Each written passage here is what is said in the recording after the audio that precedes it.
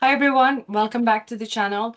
Today I'll be covering the second video of our FM AM radio series, the kit that I introduced to you in the last video, and then we'll be covering the first section of that block diagram that you will be seeing here.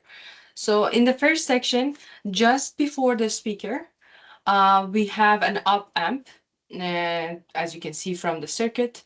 We have an op amp. It's LM386 IC that acts as an amplifier, audio amplifier.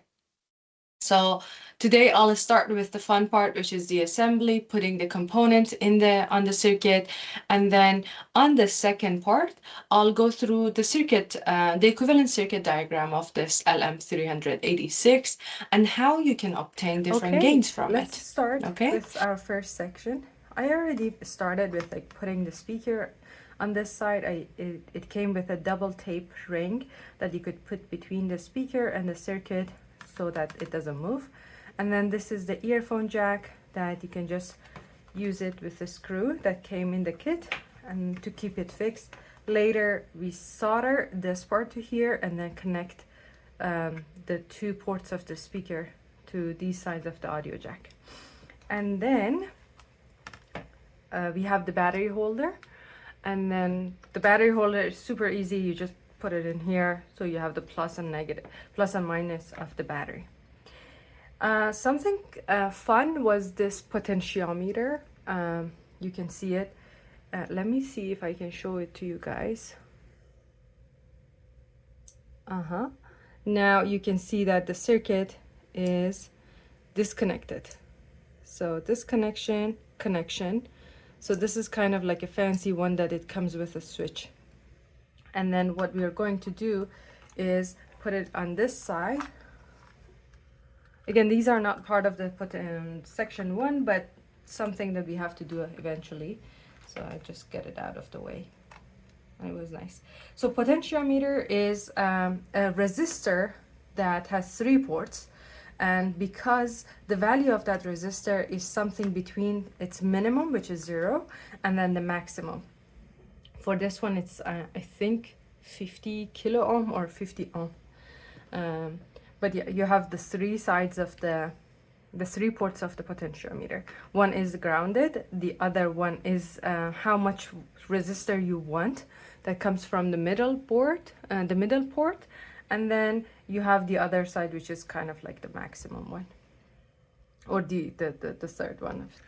So we put this one here, and then if you put this side here, then you have like a volume adjustment knob. If I can do this, okay. And then if I rotate it, like here, you can see that when I'm rotating the knob, you can see how it changes the potentiometer value. So that's our volume. Now let's start with the circuit here. I'll assemble it, and then I'll show you the equivalent circuit that you are basically assembling here on a notebook. Okay. So let's start with the order of the instructions. R43, okay? R43 is 100 ohm, and then actually I already separated R43, but you can see it here. It's very interesting in case you want to remember things. R43 is brown, black, brown. So let's pick one of these. I think this is the one, brown, black, brown. And then we put it right here.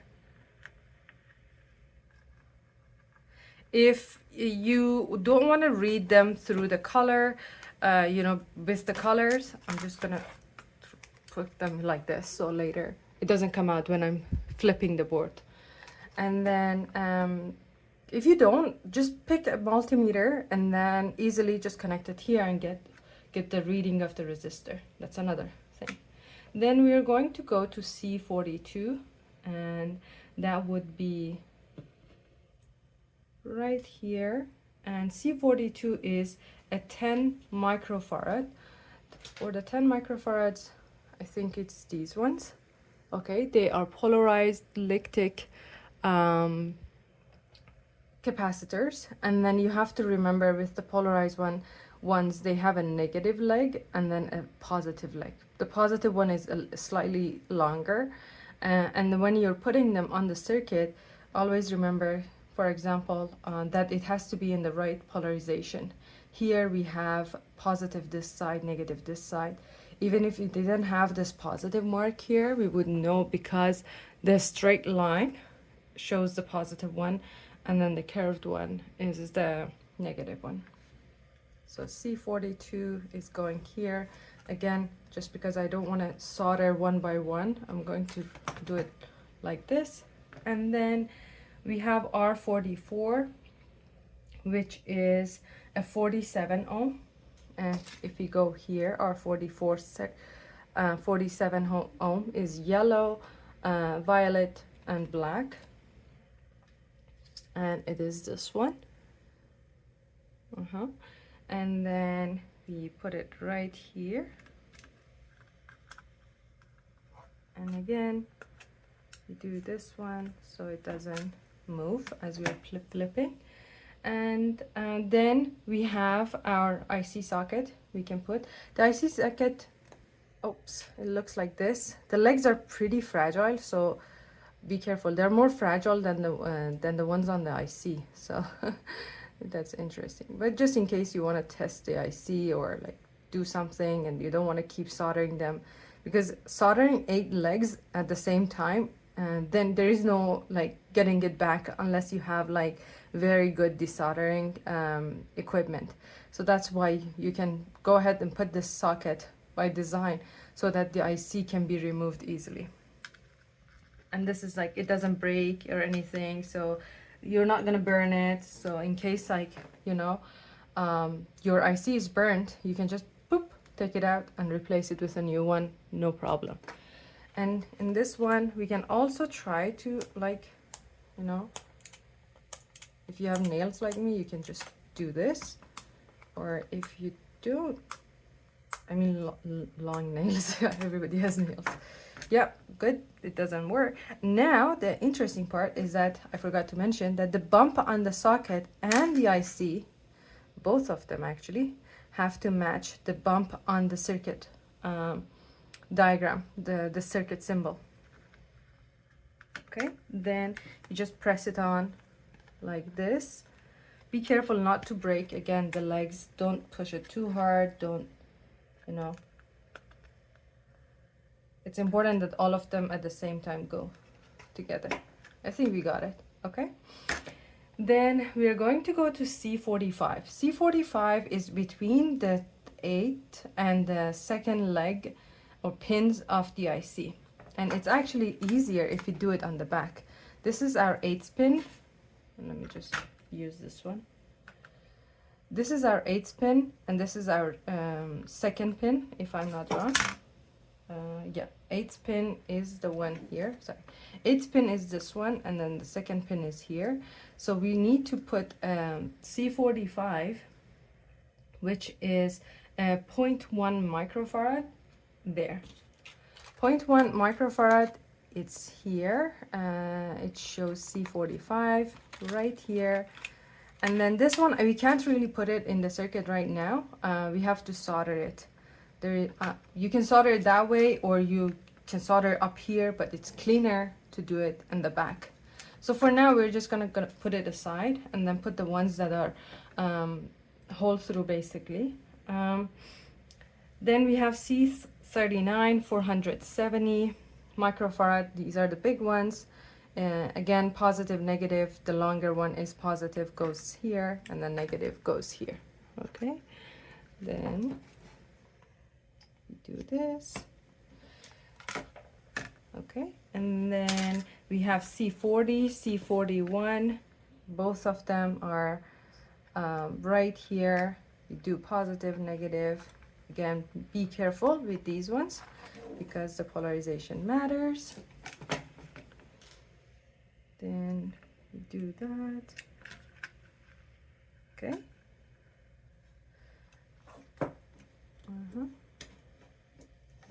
Then we have C43, which is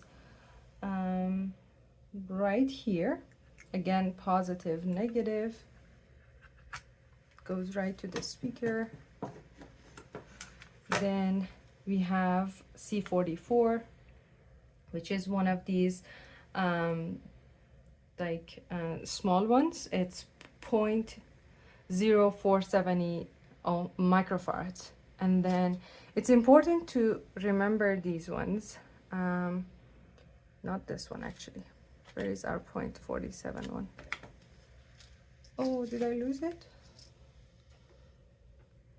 Okay, it's right here, 0.47. And then I want to show you the numbering here, because the first digit, it shows 473. It's 4 and 7 are the first and the second digit of the value. And then 3 here is 10 to the power of 3 multiplied by 10 to the power of 3, and that's like in nanofarad basically. So it's going to be 47 multiplied by 10 to the power of 3 nanofarad.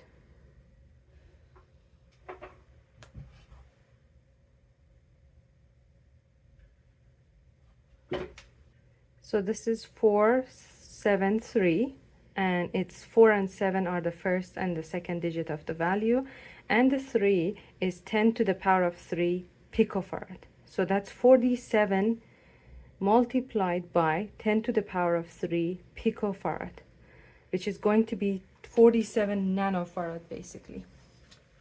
And that goes to C44. These are non-polarized, so you can just, go ahead and stick it right here. Doesn't matter the polarization. Okay. Then we have our last one, which is R45. R45 value is 10 ohm, brown, black, black. And that's our brown, black, black. And then we have it right here. And you might ask, what are the TPs? What are these for? TPs are test points, basically. For the test points, these are the sensitive parts or critical voltages or points in the circuit that you need to check if something goes wrong to make sure that, you got the right voltage at that point, or these are checkpoints for you.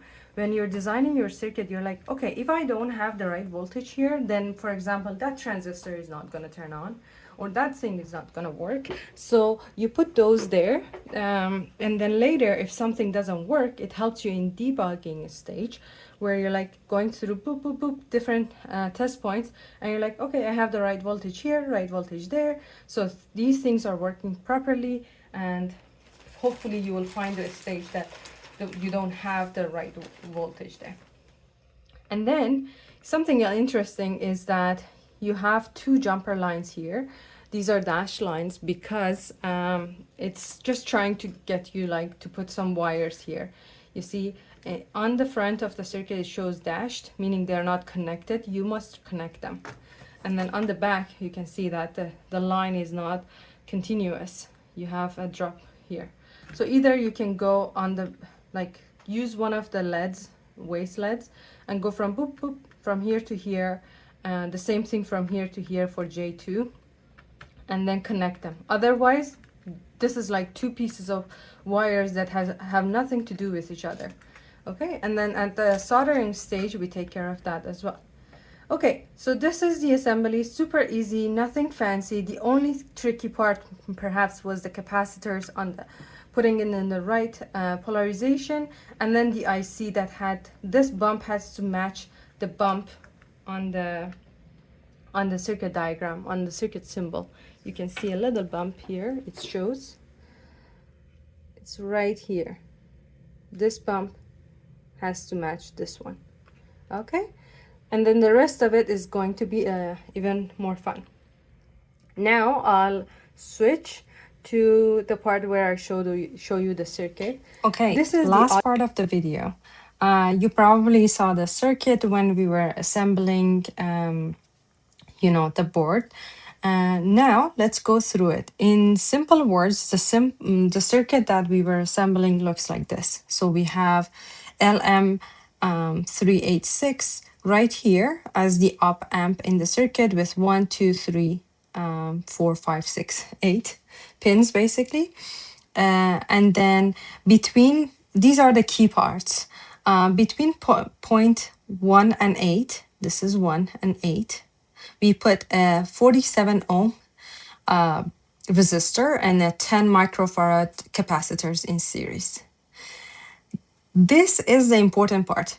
What you put in between pin 1 and 8, that defines the gain of this IC or this amplifier. The amplifier is designed in a versatile way that you can go from the gain of 20. So pin 1 and 8, what you put in here controls the gain from 20 to 200. That's the value it gives you. The rest of it is basically you have to follow the data sheet. For example, pin 4 is the ground. Pin 3 goes to whatever, right? The positive input, sorry. And then pin 2 goes to the negative input, which is grounded here. And then pin 6 goes to our source voltage. So pretty simple. And then pin 5 is the one that basically is our output voltage, where it's the amplified signal and goes to the speaker. We have a bypass signal here as well. So simple circuit when you use only an IC, right? And then you might be asking, okay, you mentioned that we are controlling the gain from 1 to 8. The instruction actually goes through and shows you what are the gains you can obtain with this IC and how you can obtain them basically. So if you don't connect anything here, it's open circuit, then it's not actually open circuit. Internally, what you have is, this is inside this, you have a resistor between pin 1 and 8, and that's the value is 1.35 kilo. This is the worst color I could have used. Okay, 1.35 kilo ohm. Okay, so if you don't connect them internally, they are connected by a 1.35 kilo ohm resistor, and that sets the gain to 2N. On pin 7, you can leave it open or connect it to a bypass capacitor here, as you can see, right? And then if you connect only a 10 microfarad capacitor, you would go to 200, gain of 200. Or if you go like the circuit we did and connected 47 ohm with a 10 microfarad capacitor in series, you get a gain of 150. So you can play with that actually, and then see. You can even there is no rule. If you have more values, go and change the resistor value. In this in the circuit that we had, replace that one with some other resistor, different value, and see how much gain you can get. Now you're like, okay, LM386 acts as an audio amplifier because inside it you have a bunch of very tiny, tiny transistors. This is the equivalent circuit of that of the IC itself. You can either make the circuit yourself, replicate it outside, or you can just buy the IC. There is absolutely no difference. And you can see that we have a class, what is called class AB amplifier. So class AB is such that for like class A, they basically amplify very low level of the to the speaker, and for high levels we are going toward class B. So it's the bias is a slightly more than half of the cycle. And okay, and you can see when we are at this point, you have pin 8 and pin 1, which I explained internally they're connected. And then when you outside, when you externally connect something, you're basically making it look like this. Okay, and then that's how you control the gain. And here you can get, this is what we call the pinout of an IC.